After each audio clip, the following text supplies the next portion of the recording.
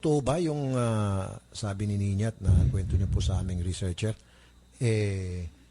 nagkaroon ata ng konting hindi pagkakaunawaan si Mister pati yung engineer Opo. dahil tungkol doon sa sweldo? Opo. Sabi ni engineer sa CQ, baril mo yan? Pag nagpumilit para ho yung asawa ko na pumasok ng site, barilin daw yun niya. Nako. At pumayag naman si CQ, kaya nakakulong siya ngayon. Ang masaklap dito, yung kumpanya, hindi man lang ho nagbigay ng tulong o hindi man lang hong dumalaw doon sa ospital? Opo, hindi po dumalaw po yung mismong boss po nila ng kumpanya. Hindi po dumadalaw sa Pati yung ospital. agency, wala ho? Pareho? Isang beses ho. Sige. Kausapin po natin si Engineer Tony Gatchalian. Ito ho yung nagpabaril? Engineer, magandang hapon, sir. Engineer Gatchalian. Sir, good afternoon po. Tony Gatchalian. Magandang hapon po, Yes, sir. Magandang hapon po. Sir, live po tayo sa Radyo 5 sa Action TV, Channel 41. Si Rafi Tulfo po ito. Kasama ko po Yes, si sir. Nitador. Magandang hapon po. Sir, bakit niyo po pinabaril si Michael sa inyong SG? Kasi nung una po yan, Webis siya nagpaalam na, binigyan namin na sweldo. Okay. Ang pera niya. Okay. Ngayon, bumalik po na Sabado yan, Okay. dito. Opo. Medyo umano na, ilabas ang gwardiya. Nung ilabas ang gwardiya, dinura sa mukha yung gwardiya. Okay. So, naawat po. Yan nga, inilabas na yan nung sa malayo. Sadali, bumalik pa uli, umakit sa bakod. Aha. Umakyat sa Umakyat po bakod. sa bakod, opo. Tapos Okay. po yan, nung pagkakat sa bakod, ilabas rin ng gwardiya, binato naman ng tsinelas ng gwardiya. Mhm. Ngayon, yata abaan ng baril, tinamon pa yung gwardiya kung pumuputok. Okay. Pagkatapos po, yun na po nangyari. Okay. Sir, alam niyo na ho ba yung salitang rules of engagement? Narinig niyo na po yun? Hindi po, sir.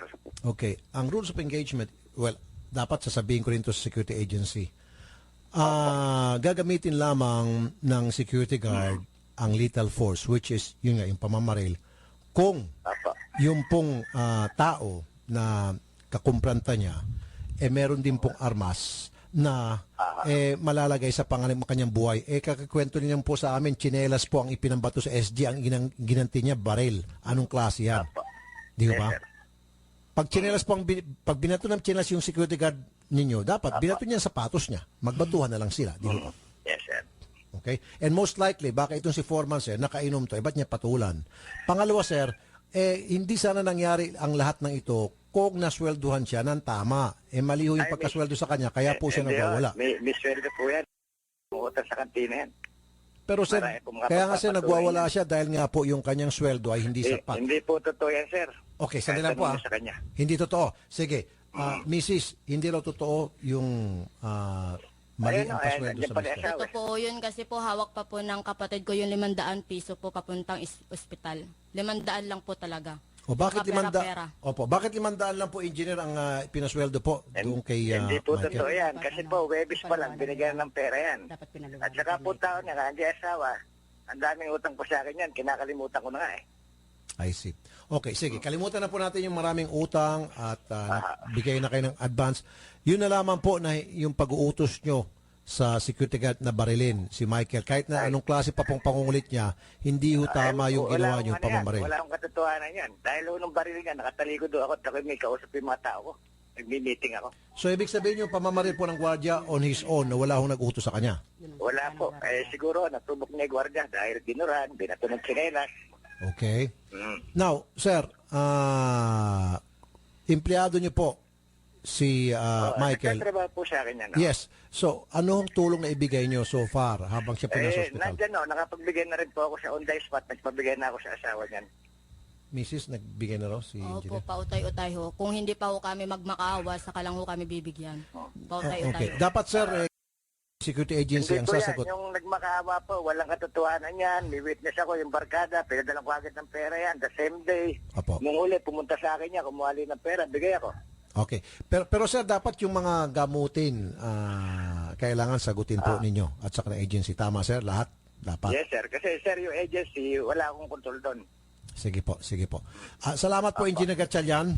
Marami po salamat din po. Marami po salamat. Magandang hapon po, Engineer. Mr. Renato Rosales, Operations Manager ng Blackfinger Security Agency. Sir Renato, magandang hapon. Yes, sir. Magandang hapon. Sir, anong tulong na po so far ang naibigay niyo po kay Michael Talagtag? Actually, yung mga medical kanila, mga assistants, tapos ngayon yung pangalawang gagawin namin sana, yung pangalawang operasyon na gagawin na papalitan ata ng bakal. Opo. Noong nakanbas na ata nila, 75,000. Okay. Ngayon po, ang sabi ko nga po doon, baka pwede ho makakanbas tayo na medyo minus-minus naman ng konti. Okay. Ngayon, kapag hindi ho talaga tayo makakahanap na medyo mababa ng konti dyan, wala na tayong gagawin, kundi tuloy na lang ho natin operation kahit sasuffer na lang kami na masasagot. Very good, very good. Huwag niyo po problema yung sasuffer kayo.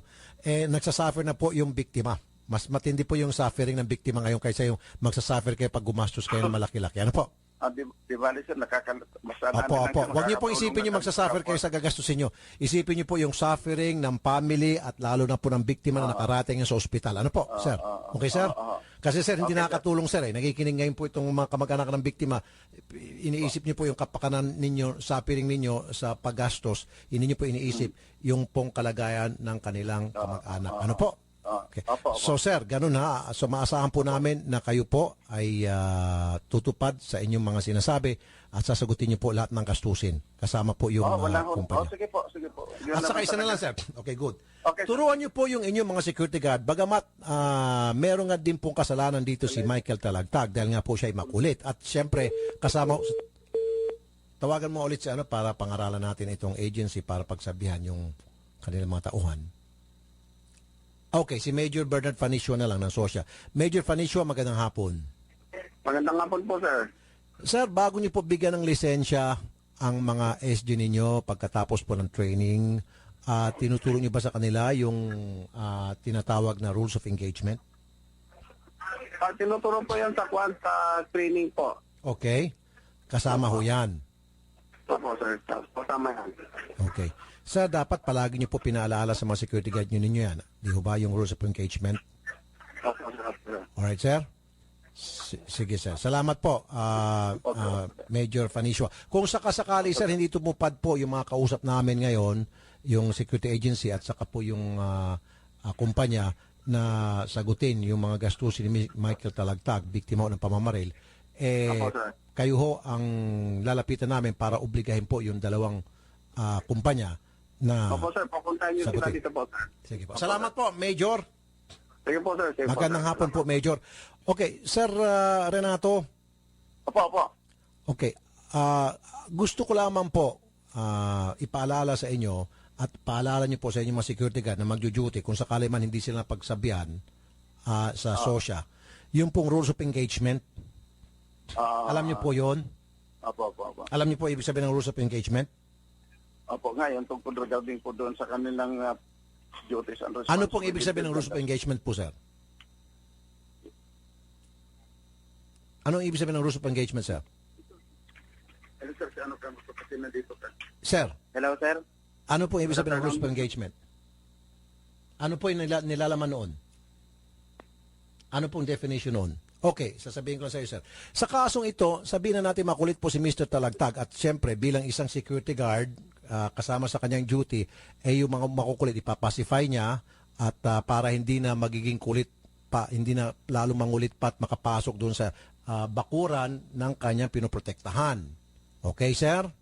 Now, ito pong si Michael Talagtag, nagpupumilit, pumasok, at kasama nga doon sa hawak-hawak niyang armas, bukod sa pandudura, dinura ng security guard, binato niyang tsinelas. Ang ginanti po ng security guard ninyo, binaril siya. Yan po ang ibig sabihin ko sa rules of engagement. Tsinelas po ang ginamit sa kanyang security guard, dapat po hindi niya ginamitan ng baril. The only time na gagamitin po yung baril, pag nakita po ng security guard ninyo na ito pong si Talagtag or sino man po yung na-intruder, papasok, may hawak na kutsilyo, samurai, o baril din. Then, that's the time na justified po talaga yung paggamit niya ng lethal force. Dahil pare-pareho silang merong hawak na armas na nakakamatay. Ano po? Okay, sir? Yes, sir. Yes, sir. Yan po yung tinatawag na rules of engagement. Okay, sir? Pangaralan niyo po yung mga tao. Magandang hapon po sa inyo, sir. Okay, ma'am, Nay, Sige, okay na po ito. Kami na hong bahala at kami ho ang magsisiguro na mababayaran po yung mga pangangailangan gastusin sa ospital ni Mr. Andyan din po yung sosya kung sakasakali, pero sa nakikita ko po mukhang cooperative na mo yung dalawang ahensyang kausap natin, kumpanya. Yung sosya pwede silang obligahin. Okay? Sige, punta kayo doon kay Jana. Siya na hong bahalang gagawin lahat ng arrangement. Maraming salamat po. Magandang hapon po, ma'am. Maraming salamat. Thank you po. Sumbong at aksyon sa Wanted sa radyo. Itawag ang inyong mga sumbong at reklamo sa 090887-TULFO o magsadya sa Radyo 5 Lunes hanggang Biyernes mula alas 9 ng umaga hanggang alas 2 ng hapon. Wanted sa radyo sa Radyo 5 92.3 News FM. Yung rules of engagement means applicable din yan sa ating PNP. Kaya nga tayo dito pabor sa kailangan magkaroon ng modernization ang ating PNP. Kasama dyan yung pagbibigay ng tamang mga kagamitan, gear, yung ating PNP. Bakit kanyo? O alimbawa, yung isang lasing, may hawak na kahoy, papaluin si pulis. So ang gagawin ni pulis, bubunot siya ng baril, babarilin niya yung tao na may hawak ng kahoy. Hindi patas yun. Oo, mismatch yun kung diba? Parang ito, yung Hindi guard. na di-define niya sa loob ng rules of engagement because yung kahoy hindi man nakamatay, lalo na kung halimbawa patpati na kahoy. Diba? O kung halimbawa yung tao tumatakbo. Ito palagi nangyayari ito. Tumatakbo yung tao, hinahabol ng pulis. Sabihin ng pulis, wait, talagang kulit mo, ayaw mo magpahuli ha, babarilin. May kasalanan doon yung pulis. Patalikod dahil Kahit na sabihin pa natin, caught in the act, yung suspect sa paggawa ng krimen, hinahabol niya yung suspect. Yung suspect naman, walang baril at he's not posing danger to the policeman, dapat din niya binabaril. Pero kung yan ay poser, sertipikado, no commitment muna tayo. kahit walang ni isang Kung yan ay drug lord, di ba? Oo. Kahit pa walang weapon. Drug lord siya, talagang certified. Nakita mo talagang nagdiskarga ng kilo-kilong shabu. Wag natin no pag-usapan. comment. No comment. Hindi. Mabalik tayo sa rules of engagement. Kadalasan kasi minsan, yung mga petty kriminal o suspect lang dyan ng kung ano-ano, habulin ng pulis ay magpahuli ng suspect, binabaril ng mga pulis natin. Hindi po. Hindi dapat. Diyan kayo mayayari. Baril. Katulad dito, tsinelas lang. Kita mo. Tapos, Binato siya na una, dinuraan siya. Okay. Pagkatapos siyang duraan, nakaka-insulto nga naman yon. Oo. And then, Kaya napikon na rin. binato siya ng tsinelas. Hindi pa rin sapat ho yun para gamitan ng lethal force. Kaya nga. Kung dinuraan ka, di, siyempre, may hawak-hawak ang baril o shotgun, o di, pukpukin mo ng nung bat ng baril mo. Di ba? Nung tinagis ka ng tsinelas, o di, kasama naman sa training ng mga security guard, yung martial arts. Di ba? i-neutralize mo. I-neutralize mo, o hawakan mo yung kamay, pilipitin mo yung liig, o put him on the ground, and then pusasan mo. Di ba? Ganon yung rules of engagement. Siguro kulang sa training, idol. Exactly. Kulang sa feeling ko. Kasama Kasi training yan. para barilin mo kaagad kahit painutos ng engineer mo. Kulang nga sa training. Kasi kung ang isang security guard na sapat sa training, he knows what to do sa mga ganong klaseng sitwasyon. He knows how to neutralize a guy who's been very aggressive. Diba? Na makulit talaga o umano pa raw sa bakod. At intruder na papasok sa kumpanya na ginagwardyahan niya, he can neutralize that guy without using lethal force, lalo pat kung yung taong yun, wala namang hawak na patalim, tanging dura at tsinelas lamang yung kanyang armas, di ba? Alam mo na kung anong gagawin mo kung ikaw ay trained. Kaso, yung security guard na ito, I'm very sure hindi siya trained. Kaya nga, maulit ko ulit, dapat inaarmasan ng husto. Makulit na ho kami dito kasi pabor lang ho talaga ako yung mga pulis natin inaarmasan ng tama. Remember, yung may nagwala na basketball player na pagkatangkad-tangkad. Diyan sa may Quezon, sa may Timog. Yun, oo. Nakakuha siya ng girl ata na dalawa at niloko ata siya, ninakawan siya. Doon ata siya napunta. Kaya nagwawala siya dun sa Club na yon. police station. Yung sa hotel na yon, doon niya dinala. Tapos dinamput siya. Pagdating doon sa police station, nagmukhang kawawa yung mga pulis natin. Hindi siya Pati chief pacify. of police, ano? Di ba? Wawala. Binastos. Pinagtutulak-tulak niya. Bastos uminit ang ulo ko. Out of town ako at that time na-high blood ako Pero kung meron sanang tear gas yung mga pulis natin, may taser, di na-pacify na yung hinayupak na yun.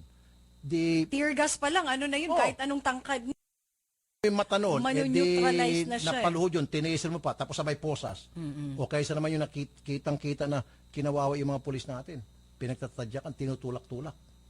Ganon dapat, kung kumpleto ng armas, ng gear, yung ating mga pulis, di ba? Then meron silang self-confidence. Oo. Na pag pumunta sila, halimbawa may gulo, may rumble, alam nila kung paano sila lulugar, paano sila awat, paano nila ma-neutralize yung nangyayaring kaguluhan. Sa ngayon, hindi ninse, pupunta yung mga pulis, pag nakita nila na, ito suntukan, hindi ako sanay sa suntukan. Wala ata ako doon sa, sa training nung tinuro yung martial arts. Sige, itong baril na lang, bang, bang, bang. Oo. Di ba? Pero kung yan ay na-train, yan ay kumpleto sa kagamitan, gagamitin niya yung binigay sa kanya training plus yung tear gas, yung sinasabi ko na nga, Oo, yung taser. arnis. Oo. Di ba? Wala man na nipatutay mga pulis natin. Dapat yan merong, arnis galing sa atin, inimbento natin yan. Arnis, bukod pa sa martial arts, turukan silang arnis, bigyan silang taser, bigyan silang tear gas, bigyan silang bulletproof vest. Kaya tuloy nagmukhang kawawa yung mga pulis Para doon sa... malakas ang loob nila rumisponde. Pag halimbawa may barilan dyan, nako yung mga pulis natin, at hindi natin masisisi. May kaguluhan, may rambol, may narin kaming putok. Hindi na pupunta yung pulis natin. Papabayaan na lang hanggang humupa yung kaguluhan. Whereas kung kumpleto sa kagamitan, nandun yung self-confidence. Layot lang pala. Sige, pumunta tayo. Oo, kayang-kaya nila yun. Diba? Kasama sa training nila yun. Yun. Kaya dapat kayo mga mambabatas, sat-sat kayo ng sat-sat dyan, binabatikos nyo yung mga pulis natin na hindi ginagawa yung kanilang trabaho sa peace and order. Paano pagdating ng oras sa budgeting, kinakat nyo yung budget nila para mapunta doon sa mga pork barrel nyo at kung ano pa mga budget nyo dyan na kalokohan. Kaya tuloy nagsasuffer yung PNP modernization. Di ba? At paano ba naman makakapag-responde ng tama yung mga pulis natin? Putol yung kuryente, putol yung sa telepono, hindi makapagbayad. Paano? Hindi naibigay yung budget. Di ba marami ka marinig niya mga presinto? Walang landline. Tawagan mo para mag-responde, hindi matawag-tawagan. Ngayon, syempre, singilin mo yung polis. Yung radyo nyo, wala kami radyo, sir. Cellphone mo.